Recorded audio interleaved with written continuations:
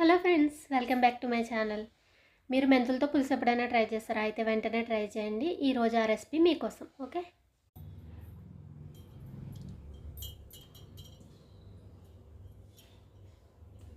Oil వేడైన తర్వాత ఒక పెద్ద మీడియం సైజ్ ఆనియన్ చిన్న ముక్కలుగా కట్ చేసుకోవాలి. అలాగే ఒక పచ్చిమిరపకాయ కూడా ఇలా చీల్చుకొని పెట్టుకొని రెండు వేసేసుకోవాలి. ఇప్పుడు కొంచెం పసుపు వేసుకుందాము.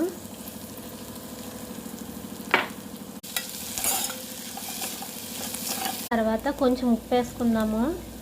అలాగే కొంచెం కారం వేసుకుందాం. రుచికి సరిపడినంత కారం వేసుకొని ఒకసారి బాగా కలుపుకుందాం. ఇక్కడ చూసారు కదా, ఇవి మెంతులు. నేను ఆల్రెడీ వీటిని ఒకసారి కొంచెం రోస్ట్ చేసి దోరగా వీటిని ఒక అరగంట సేపు నానబెట్టాను. మీరు నానబెట్టకపోయినా పర్వాలేదు, ఎందుకంటే నేను కుక్కర్లో చేస్తున్నాను కాబట్టి రెసిపీ అయితే చాలా బాగా వస్తుంది. మీరు ఒకసారి